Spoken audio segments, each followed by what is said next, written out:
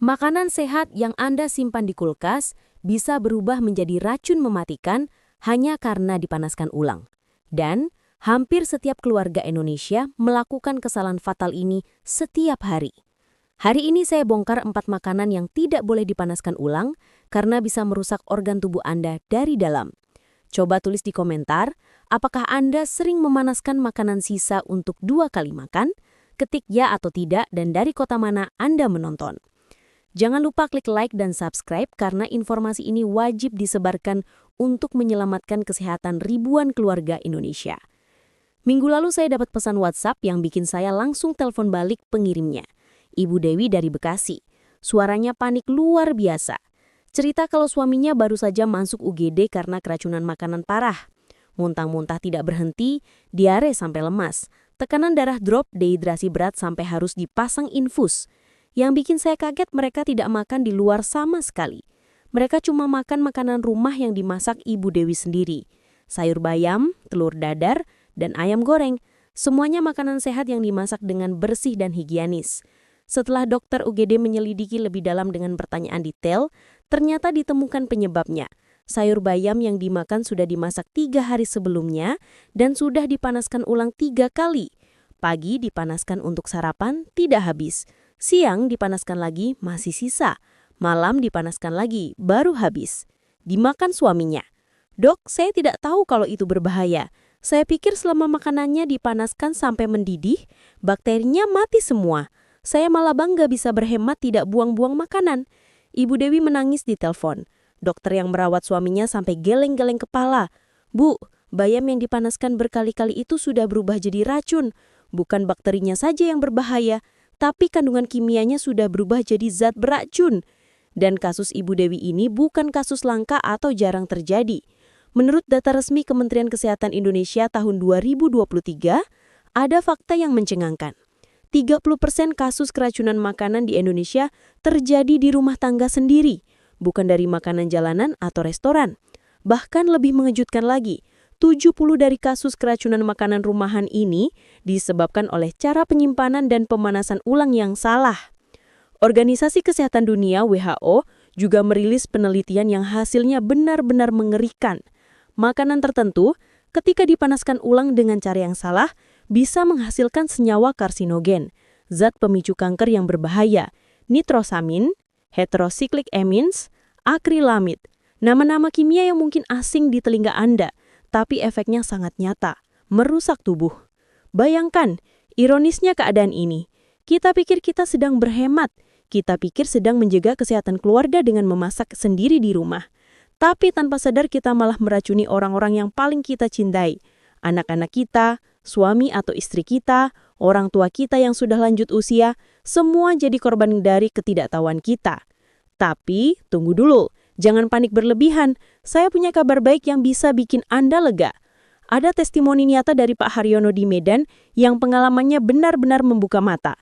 Pak Haryono sudah 2 tahun lebih menderita masalah pencernaan kronis yang tidak kunjung sembuh. Perut kembung setiap hari, mual hampir setiap habis makan, BAB tidak lancar, kadang seminggu cuma sekali. Berat badan turun drastis 15 kg dalam setahun. Sudah bolak-balik ke dokter spesialis, sudah habis jutaan rupiah untuk berbagai tes laboratorium, endoskopi, kolonoskopi, USG, sampai CT scan. Sudah coba berbagai obat dari yang medis sampai herbal, tapi tidak ada yang berhasil. Sampai akhirnya ada seorang dokter senior yang bertanya hal sederhana. Pak, coba ceritakan kebiasaan makan Bapak sehari-hari, termasuk cara menyimpan dan memanaskan makanan. Dari situ terungkap bahwa Pak Haryono punya kebiasaan memanaskan ulang makanan berkali-kali, terutama 4 jenis makanan yang akan saya ungkap sebentar lagi. Dalam waktu hanya 3 minggu setelah berhenti memanaskan ulang makanan-makanan tersebut, masalah pencernaan yang sudah menyiksa selama 2 tahun hilang total. Saya tidak percaya solusinya sesederhana ini. Kalau saja saya tahu dari dulu, saya tidak perlu menderita selama ini, kata Pak Haryono dengan mata berkaca-kaca. Selamat datang kembali di channel Lansia Sehat Bahagia. Saya Dr. Ayu dan sudah 5 tahun lebih saya dedikasikan hidup saya untuk mengedukasi masyarakat Indonesia tentang kesehatan praktis yang bisa diterapkan sehari-hari. Filosofi saya sederhana tapi powerful. Mencegah itu ribuan kali lebih baik daripada mengobati. Dan pengetahuan yang benar bisa jadi penyelamat nyawa Anda dan keluarga. Video hari ini super krusial karena menyangkut kebiasaan yang kita lakukan setiap hari tanpa sadar. Kebiasaan yang kelihatannya sepele tapi dampaknya bisa fatal untuk jangka panjang. Saya akan kupas tuntas berdasarkan penelitian ilmiah terbaru dan pengalaman klinis saya selama bertahun-tahun. Sekarang mari kita pahami dulu secara ilmiah kenapa makanan bisa berubah menjadi berbahaya saat dipanaskan ulang. Ini penting Anda pahami agar tidak asal percaya tapi benar-benar mengerti alasannya. Ketika Anda memasak makanan pertama kalinya, molekul-molekul protein dan karbohidrat mengalami perubahan yang disebut denaturasi protein dan gelatinisasi karbohidrat. Ini proses normal dan justru membuat makanan lebih mudah dicerna oleh tubuh kita. Vitamin dan mineral juga mengalami perubahan tapi masih dalam batas aman. Namun, ketika makanan dipanaskan untuk kedua kali, ketiga kali, atau lebih, terjadi perubahan kimia yang sama sekali berbeda. Struktur molekul yang sudah berubah dipaksa berubah lagi dan lagi sampai akhirnya rusak total. Saya berikan analogi sederhana. Bayangkan sehelai karet gelang. Kalau ditarik sekali masih bisa kembali ke bentuk semula. Ditarik kedua kali masih elastis. Tapi kalau ditarik berkali-kali di tempat yang sama, apa yang terjadi? Karet itu akan kehilangan elastisitasnya bahkan bisa putus. Nah, struktur nutrisi dalam makanan juga mengalami hal serupa. Bisa putus dan berubah menjadi senyawa yang berbahaya bagi tubuh. Mari kita mulai dengan makanan pertama yang paling mengejutkan, bayam, dan sayuran hijau berdaun lainnya seperti kangkung, sawi hijau, dan selada. Ya, Anda tidak salah dengar. Sayuran yang selama ini kita anggap super sehat, yang kita paksa anak-anak kita untuk makan, ternyata bisa berubah menjadi racun. Bayam segar memang kaya akan zat besi, vitamin K, vitamin A, dan antioksidan. Tapi bayam juga mengandung nitrat alami dalam jumlah tinggi. Ini sebenarnya tidak berbahaya dalam kondisi segar. Nitrat bahkan bermanfaat untuk kesehatan jantung dan tekanan darah. Masalahnya muncul ketika bayam dipanaskan ulang. Proses pemanasan berulang mengubah nitrat menjadi nitrit. Dan nitrit ini bereaksi dengan asam amino membentuk nitrosamin, senyawa karsinogen kelas 1 yang sama berbahayanya dengan asap rokok. Penelitian di University of Wisconsin menemukan bahwa anak-anak yang sering mengkonsumsi sayuran hijau yang dipanaskan ulang memiliki resiko 40% lebih tinggi mengalami metempglobinemia, kondisi di mana darah tidak bisa mengangkut oksigen dengan baik. Ibu Kartini dari Semarang pernah bercerita ke saya, "Dok, anak saya sering lemas dan pucat. Sudah cek darah katanya anemia. Sudah minum suplemen zat besi tapi tidak membaik." Setelah saya tanya detail, ternyata dia selalu masak bayam dalam jumlah banyak di hari Minggu, lalu dipanaskan ulang sampai Rabu atau Kamis. Saya pikir bagus dok, anak saya makan sayur setiap hari. Setelah berhenti memanaskan ulang bayam, dalam sebulan kondisi anaknya membaik drastis.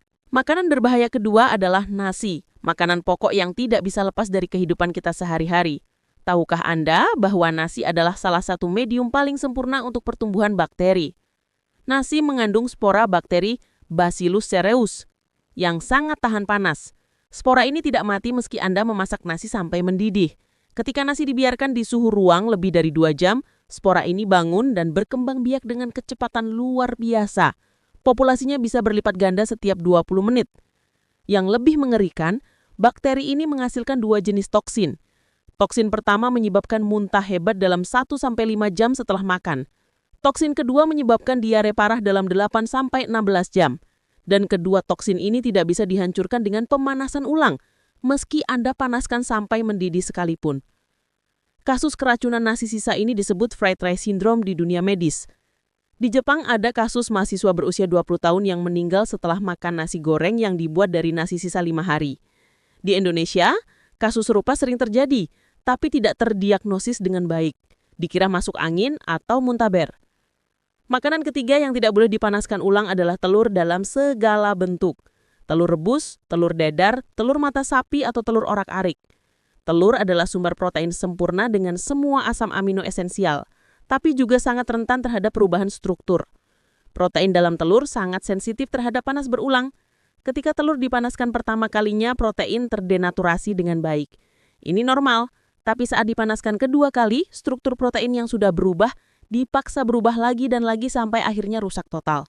Gejalanya perut mulas dalam 30 menit setelah makan, kembung yang tidak hilang berjam-jam, dan pada beberapa orang bisa menyebabkan diare eksplosif, Yang lebih parah lagi kalau telur sudah dicampur dengan susu, keju, atau mayones. Kombinasi protein dan lemak ini saat dipanaskan ulang menghasilkan senyawa toksik yang bisa memicu peradangan usus. Pak Bambang dari Surabaya pernah masuk rumah sakit gara-gara makan telur dadar keju sisa semalam yang dipanaskan untuk sarapan. Perutnya melilit hebat sampai dikira usus buntu. Makanan keempat yang sangat berbahaya untuk dipanaskan ulang adalah ayam.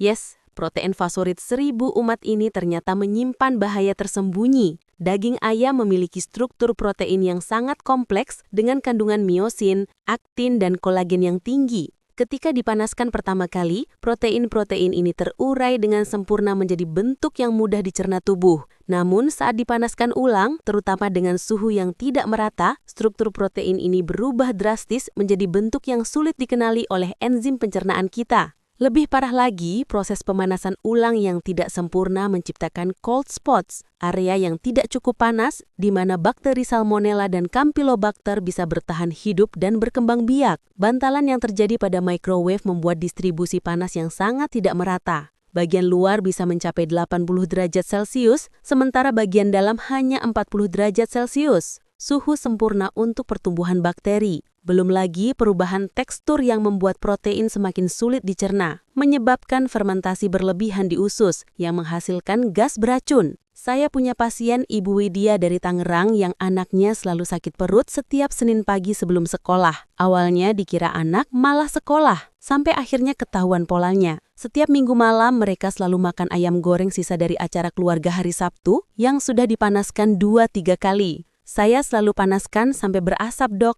Masa bakterinya masih hidup? Tanya Ibu Widya bingung. Saya jelaskan bahwa bukan hanya soal bakteri, tapi perubahan struktur protein yang membuat tubuh anaknya kesulitan mencerna. Setelah berhenti memanaskan ulang ayam dan selalu masak fresh untuk anaknya, dalam 2 minggu masalah sakit perut yang sudah berlangsung hampir setahun langsung hilang total. Yang lebih mengkhawatirkan, penelitian terbaru dari Journal of Food Science menunjukkan bahwa ayam yang dipanaskan ulang lebih dari sekali dapat memicu reaksi alergi pada orang yang sebelumnya tidak alergi ayam sama sekali. Protein yang berubah struktur ini dianggap asing oleh sistem imun tubuh, memicu produksi histamin berlebihan yang menyebabkan gatal-gatal, bengkak, bahkan sesak nafas. Lalu bagaimana cara aman menyimpan dan mengonsumsi makanan sisa agar tidak membahayakan kesehatan? Saya akan berikan panduan lengkap yang sudah terbukti efektif mencegah keracunan makanan. Pertama dan paling penting, ingat aturan emas 2-2-2 yang saya sebut tadi. Maksimal 2 jam di suhu ruang di Indonesia yang panas dan lembab,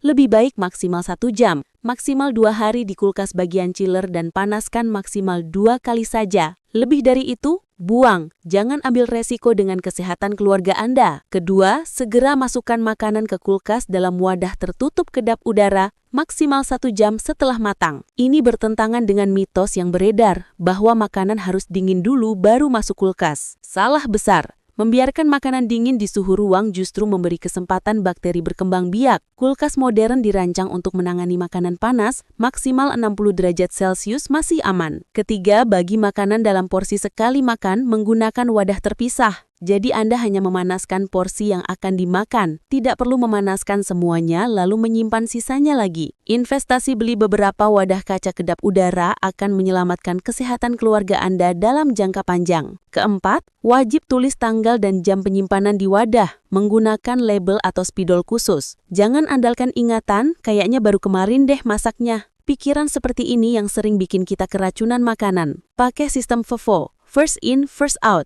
Yang disimpan duluan harus dikonsumsi duluan. Kalau memang terpaksa harus memanaskan ulang makanan, ini panduan amannya yang harus Anda ikuti dengan ketat. Panaskan sampai suhu internal minimal 75 derajat Celcius. Gunakan termometer makanan digital yang sekarang sudah murah dan mudah didapat online. Jangan pakai feeling sudah cukup panas. Ini tidak akurat dan berbahaya.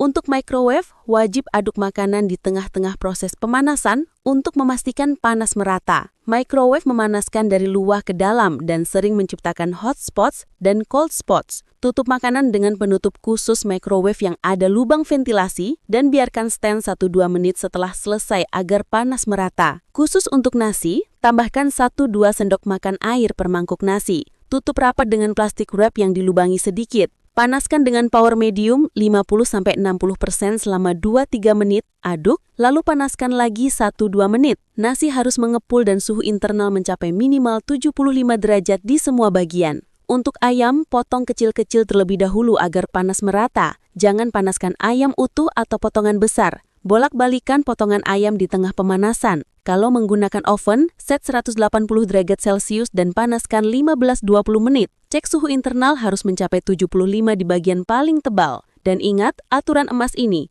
kalau sudah dipanaskan ulang sekali, makanan harus dihabiskan saat itu juga. Jangan pernah menyimpan makanan yang sudah dipanaskan ulang kedua kalinya. Ini seperti bermain Russian roulette dengan kesehatan Anda. Daripada mengambil resiko dengan memanaskan ulang, saya punya alternatif yang jauh lebih sehat dan aman untuk keluarga Anda. Untuk sayuran hijau seperti bayam, kangkung, dan sawi, masak fresh setiap hari. Seriously, berapa lama sih merebus sayur? Maksimal 5 menit sudah matang sempurna. Atau lebih baik lagi, jadikan salad yang dimakan mentah atau lalapan. Nutrisinya lebih terjaga dan tidak ada resiko keracunan. Untuk nasi, daripada memanaskan nasi putih sisa, ubah jadi nasi goreng dengan api besar dan wajan panas. Proses menggoreng dengan suhu tinggi di atas 120 derajat Celcius lebih efektif membunuh bakteri daripada menghangatkan dengan api kecil atau microwave. Tambahkan bawang putih yang punya sifat antibakteri alami. Tips mencegah keracunan makanan yang wajib diterapkan di rumah Anda mulai hari ini.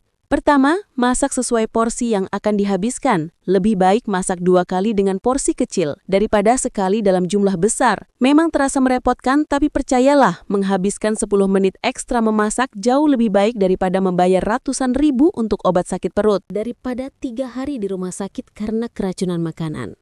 Kedua, terapkan sistem meal prep yang benar. Masak dalam jumlah besar tapi langsung bagi dalam porsi sekali makan dan bekukan. Bukan simpan di chiller. Makanan beku bisa bertahan hingga 3 bulan dengan aman. Cairkan hanya porsi yang akan dimakan di chiller semalaman. Jangan dengan air panas atau microwave yang bisa menciptakan zona bahaya bakteri. Ketiga, trust your senses. Kalau baunya sedikit saja aneh, asam atau berbeda dari biasanya, langsung buang. Jangan cium terlalu dekat. Jangan cicip sedikit untuk tes. Ini berbahaya. Pak Gunawan dari Palembang pernah masuk ICU hanya gara-gara mencicip sedikit sambal yang baunya agak aneh untuk memastikan sudah basi atau belum. Keempat, edukasi semua anggota keluarga, termasuk asisten rumah tangga. 1 orang saja yang salah praktik seluruh keluarga bisa kena dampaknya. Print panduan ini dan tempel di kulkas. Bikin aturan jelas makanan yang sudah 2 hari di kulkas otomatis dibuang. No exception. Saya paham betul keberatan yang muncul di pikiran Anda sekarang. Dok, ini kan pemborosan, kasihan makanannya dibuang, banyak orang kelaparan di luar sana. Atau, dok, saya tidak punya waktu masak fresh setiap hari. Saya kerja dari pagi sampai malam. Mari kita hitung dengan logika sederhana. Berapa biaya yang Anda keluarkan kalau 1 anggota keluarga masuk rumah sakit karena keracunan makanan? Biaya IGD rawat inap minimal 3 hari? Obat-obatan, infus, lab bisa mencapai 5-10 juta. Belum lagi kehilangan produktivitas, tidak bisa kerja, anak tidak sekolah, trauma psikologis. Bandingkan dengan kerugian membuang makanan sisa senilai maksimal 50.000. Atau investasi waktu ekstra 15 menit untuk masak fresh, mana yang lebih worth it? Kesehatan itu investasi jangka panjang, bukan pengeluaran satu keputusan salah hari ini, bisa berdampak seumur hidup. Kerusakan ginjal, liver, bahkan kanker dari paparan karsinogen berkepanjangan. Ibu Lestari dari Makassar pernah bilang ke saya dengan mata berkaca-kaca, "Dok, saya menyesal seumur hidup gara-gara saya sayang buang makanan sisa, anak saya kena keracunan parah, sampai ginjalnya rusak, sekarang harus cuci darah seminggu 2 kali. Kalau bisa putar waktu, saya rela buang semua makanan sisa daripada lihat anak saya menderita seperti ini." Ingatlah selalu, Anda adalah garda terdepan kesehatan keluarga. Setiap keputusan yang Anda ambil di dapur berdampak langsung pada kesehatan orang-orang terkasih. Anak-anak yang masih tumbuh kembang, suami yang jadi tulang punggung keluarga, orang tua yang sudah lanjut usia dengan daya tahan tubuh menurun. Mereka semua bergantung pada kebijaksanaan Anda. Jangan merasa bersalah atau malu dengan kebiasaan lama yang salah. Kita semua pernah tidak tahu, dan itu wajar. Yang penting adalah mulai hari ini Anda sudah punya pengetahuan yang benar dan ilmiah. 1 perubahan kecil yang Anda lakukan hari ini bisa mencegah masalah kesehatan besar di masa depan. Kesehatan keluarga bukan soal keberuntungan, tapi soal pengetahuan dan tindakan yang tepat. Anda sudah selangkah lebih maju dari jutaan orang di luar sana yang masih tidak tahu informasi penting ini. Sekarang giliran Anda untuk mengambil tindakan dan menyebarkan pengetahuan ini. Kalau video ini membuka mata Anda, saya mohon dengan sangat untuk share ke semua grup WhatsApp Anda. Grup keluarga besar, grup RT RW, grup arisan, grup alumni, grup kantor. Satu share dari Anda literally bisa menyelamatkan nyawa seseorang. Bayangkan kalau informasi ini bisa mencegah satu kasus keracunan fatal. Anda sudah jadi penyelamat. Klik tombol subscribe sekarang juga dan nyalakan lonceng notifikasi. Minggu depan saya akan bahas topik yang tidak kalah penting. 5 makanan yang wajib ada di kulkas Anda untuk meningkatkan imunitas keluarga secara alami. Plus cara menyimpan yang benar agar nutrisinya tidak hilang. Tulis di kolom komentar dari 4 makanan yang saya sebutkan tadi. Mana yang paling sering Anda panaskan ulang dan mulai hari ini, komitmen apa yang akan Anda ambil untuk kesehatan keluarga? Saya akan baca semua komentar Anda dan reply sebisanya. Terima kasih sudah meluangkan waktu menonton video ini sampai selesai. Ini menunjukkan Anda adalah orang tua, pasangan, anak yang benar-benar peduli dengan kesehatan keluarga. Semoga ilmu yang saya bagikan hari ini bermanfaat dan bisa langsung Anda praktikan. Doakan saya bisa terus berbagi informasi kesehatan yang bermanfaat untuk kita semua. Ingatlah selalu, kesehatan keluarga dimulai dari dapur Anda dan setiap keputusan kecil hari ini menentukan kualitas hidup di masa depan. Sampai jumpa di video berikutnya, saya Dr. Ayu dari channel Lansia Sehat Bahagia, mengucapkan salam sehat untuk semua keluarga Indonesia. Wassalamualaikum warahmatullahi wabarakatuh.